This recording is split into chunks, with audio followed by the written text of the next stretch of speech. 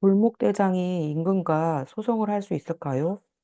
뭐 요즘 세상에서는 뭐 골목대장이라도 대통령하고 소송 걸기도 하고 하죠. 근데 이제 그거는 이제 그냥 요즘 옛날 기준으로 봤을 때, 뭐 지금도 사실 쉬운 건 아니죠.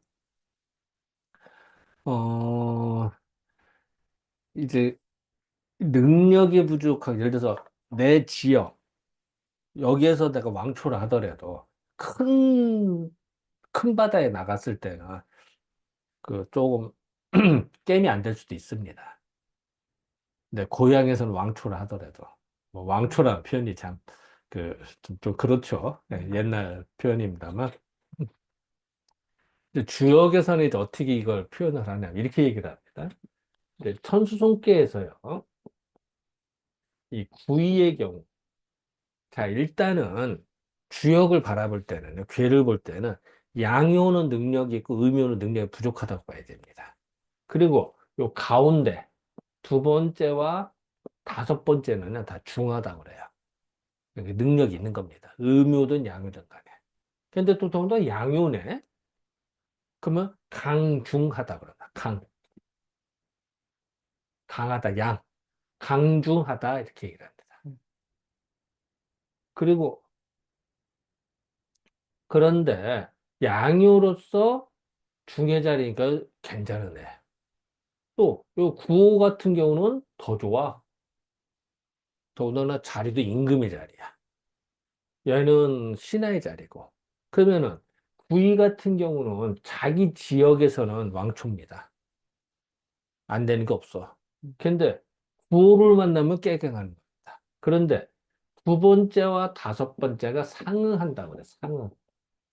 서로 응한다고 합니다. 서로 응해요. 보통의 경우라면, 예를 들어서 뭐, 남자, 여자 사이다. 그러면 양유와 음유가 상응하면 매우 좋습니다. 뽕짝이 맞아요. 그런데 여기는 같은 양유야. 그리고 보통의 괴라면, 보통의 괴라면은 요 양요끼리 만났을 때 여기는 임금과 신하기 때문에 나라 일을 처리하거나 뭐 회사 일을 처리하는 유리합니다. 다시 말하면요, 어, 임금과 신하다. 아니면 회장과 뭐 과장이다. 아니면 그 군대로 말하면은 사령관과 뭐 부사관이다. 이러면은 상하 관계가 형성이 되잖아요. 그때는 같은 양육끼리도 상응하고 뽕짝이 맞습니다. 그러니까 겨우마다. 근데 캐터겨서 그, 그 상관과 부하가 뭐, 남자, 여자 하듯이 이러지는 않잖아요. 그냥 경우가 다른 겁니다. 그러니까 나라 일을 처리할 때는 오히려 같은 양육끼리도 서로 상응합니다. 왜냐하면 나라 일을 처리해. 남녀 관계가 아니죠, 이런 거는. 그래서 보통의 괴라면은 구이와 구호가 만나면은 뽕짝이 맞아요. 맞아요. 근데 지금은 천수송기 때예요. 천수송기 때에는 송사를 벌입니다. 구이와 구호가 서로 송사를 벌여. 그럼 어떻게 돼요? 송사는 다투는 겁니다. 서로 협력해서 나라를 다스려야 되는데 서로 다퉈. 그러면 좋지 않죠. 그러면 어떻게 되나? 임금으로서는 제후, 신하가 껍죽거리면은 이거는 그냥 추천감이야. 왜? 자기의 권위나 나라를 위태롭게 하니까. 그러면 싹쓸이를 하게 됩니다. 그러면 된통당하게 됩니다. 그러면은 구와 구이가 만나서 진짜 골목대장이 임금을 만난다. 이러면 어떻게 될까요? 아니면 제후가 임금을 만난다. 그래서 그럴 때는요. 빨리 구이가 도망쳐야 됩니다. 그 자리를. 송사는 없어야 되고 저 항복하고 빨리 도망가야 돼. 도망가는데 제후는 어떻게 될까요? 제후는 자기 부하들을 거느려야 돼. 쉽게 말하면 식솔들이 있어요. 그런데 그거를 가능하면은 예를 들어 시급이라고 해서 옛날에는 이제는 그 봉토를 받으면은 그러니까 이제 영지를 하사받으면은 그 영지에서 나오는 세금을 자기가 제후가 가져가요. 그리고 그 돈으로 뭐 군대를 양성하거나 뭐 이렇게 나라를 그러니까 제후국을 운영하는 데 쓰죠. 그런데 옛날 말로는 구이가 골목대장인 구호하고는 임금하고는 게임이 안 되니까 도망을 쳐야 되는데 큰 동네로 도망치면 어떨까요? 시급이 큰 동네다. 이런 데 도망갔어. 그러면은 구호가 얘 능력 있는 그 부하들을 많이 양성할 정도로 갔네? 그럼 얘가 언젠가 그 반란을 일으킬 수 있네? 해서 죽입니다. 그런데 아예 도망을 치는데 아주 조그만 데로 도망가는 거야. 그러면은 그 근근히 살 수 있는데 그러면은 임금의 입장에서 얘 그 조그만 데서 해봤자 별것도 아니네. 그래서 살려줍니다. 자, 그렇다고 해서 지금 세상에 뭐 시급이 어디 있고 있겠어 이런 뜻이 아니라 골목대장이 임금을 만나서 하여튼 송사를 하고 이러면 말이 안 되잖아요. 그럴 때는 차라리 두 손 딱 들고 완전 깨갱하고 항복하는 게 좋습니다. 그리고 저 절대 반항할 의지가 없습니다. 라고 의사표현을 하고 그런 행동을 해야 됩니다. 그것이 상징적으로 옛날에는 그 도망을 치는데 작은 한 300호 정도, 집이 300개 정도 되는 그런 동네로 도망갔다는 거예요, 옛날에는. 옛날 300호면요, 입에 풀칠하기도 힘들어.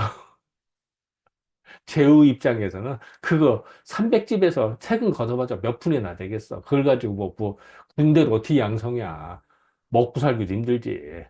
근근히. 그러니까 그냥 그 상징적으로 이렇게 말을 한 거죠. 지금으로 따지면은 저 완전히 백기도 항복했습니다. 살려주세요. 라고 하고 오히려 하면은 괜찮은데 안 그래요. 그래서 이 얘기는 뭐냐면은 비록 자기 동네에서는 껍죽거리 잘했다 하더라도 큰 동네 가서 누구하고 단판 싸운다. 조심하라는 얘기입니다. 함부로 껍죽거리지 말라는 얘기예요. 분수를 알아야지. 자, 신하 옛날에 제후라고 표현했지만 신하나 지금 따지면 골목대장격이고 더 큰 동네 가서 깨갱하면 안 되는 거야. 싸우면 안 되는 거야. 그때는 또 조심해야지. 왜? 지금은 송사에 관계된 때니까. 송사 얽매이면 안 되는 겁니다. 그런 지혜를 알려준단다. 그래서 뭐 제가 뉴스에 보니까 그런 얘기가 나더래. 미국에서 트럼프가 대통령이 되는데 학살을 벌여요. 어떻게 하면 무역 관세 뭐 때려버려. 몇십 퍼센트 뭐. 그럼 상대방이 깨갱하던 알아서 깁니다. 그러던 그거를 은근히. 그러니까 협상술이라고 하더라고요. 그거는 능력입니다.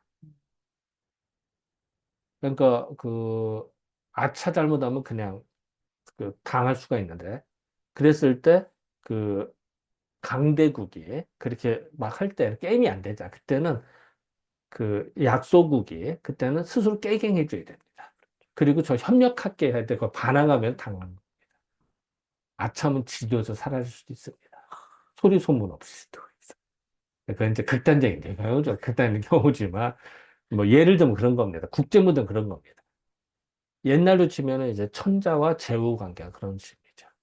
언제 사라질지 모르고 아차하면. 그러니까 그런 거를 그럴 때 어떻게 처신하는 게 좋을 것인가에 따르는 지혜를 주역에서 알려주고 있는 거다. 음, 이렇게 생각하면 될 것 같습니다. 꼭 똑같이 하라는 뜻이 아니라, 뭐 300호니까 뭐 집 있고, 300호 있는 아파트 딱 300채가 돼서 집이 300개 있는 동네로 돌아오는, 그래.